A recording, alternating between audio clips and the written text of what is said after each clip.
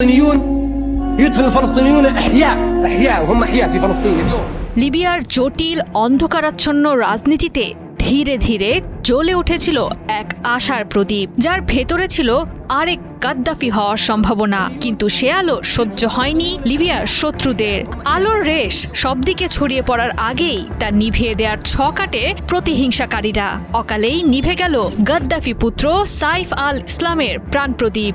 Saif Gaddafi লিবিয়ার বহুল আলোচিত রাষ্ট্রপ্রধান মুয়াম্মার আলী গাদ্দাফির দ্বিতীয় সন্তান ছিলেন। গৃহযুদ্ধ বিধ্বস্ত লিবিয়ায় তিনি ধীরে ধীরে হয়ে উঠেছিলেন জনপ্রিয়। রাজনীতিতে তিনি যে পরিবর্তনের বার্তা নিয়ে এসেছিলেন সেটি পূরণের আগেই তাকে লিবিয়ার জিনতানে নিজ বাসভবনে হঠাৎই প্রাণ হারাতে হলো 4 জন মুখোশধারী বন্দুকধারীর হাতে।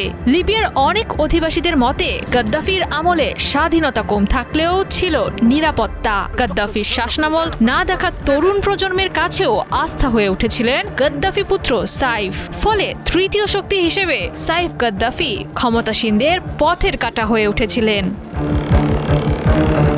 পশ্চিমা দেশগুলোর কাছে পরিচিত মুখ সাইফ গাদ্দাফি আরব বসন্তের সময় বিদ্রোহীদের দমনের কথা বলে পড়েন বিতর্কের মুখে। রাজনৈতিক মোড় পরিবর্তনে 2011 থেকে 2017 মেয়াদে কারাভোগের পর নীরবেই ফিরে এসেছিলেন রাজনীতিতে। প্রেসিডেন্ট নির্বাচনে প্রার্থিতা ঘোষণার মাধ্যমে নিজেকে তুলে ধরেন দুর্নীতিগ্রস্ত প্রশাসনের বিরুদ্ধে নিরাপত্তা ও স্থিতিশীলতার প্রতীক হিসেবে। ধারণা করা হচ্ছে এজন্য তাকে বিরোধী পক্ষের হাতে প্রাণ হারাতে হয়। বলা হচ্ছে তাকে হত্যার পেছনে থাকতে পারে বেশ কয়েকটি পক্ষের হাত। সবচেয়ে বেশি সন্দেহ করা হচ্ছে স্থানীয় মিলিশিয়াদের, কারণ ঘটনার সময় সিসি ক্যামেরা বন্ধ রাখা পেশাদার মিলিশিয়া অপারেশনের লক্ষণ।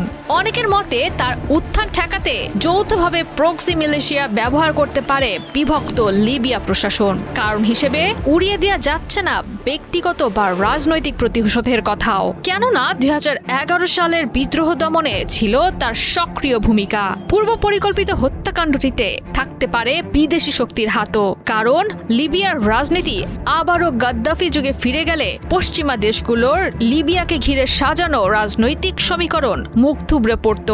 এত জল্পনা কল্পনার মাঝেও এখনো আড়ালে আততায়ীরা। 2011 সালের পর থেকে রাজনৈতিকভাবে এখনো অস্থিতিশীল লিবিয়া। দেশটির পশ্চিম অংশ শাসন করছে জাতিসংঘ স্বীকৃত ত্রিপলি সরকার। আন্তর্জাতিকভাবে স্বীকৃতি থাকলেও দুর্নীতি, মিলিশিয়া গোষ্ঠীর উপর অতি নির্ভরশীলতা ও জনগণের আস্থার অভাব আছে ত্রিপলি প্রশাসনের উপর।